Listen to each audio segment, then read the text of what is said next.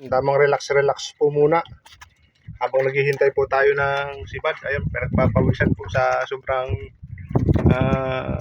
maalisangan ng panahon, pero makulimlim. Sana wag umulan. Relax po muna habang naghihintay, nagbabantay ng buya-buya. Shoutout po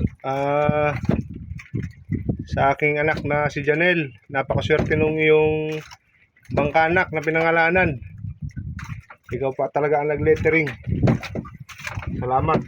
May premyo ka na dyan. Oh. Nakahuli na ng 3. Kahapon 1. Ngayon 3. Sana madagdagan pa. At napakaaga pa. Masyado para umuwi.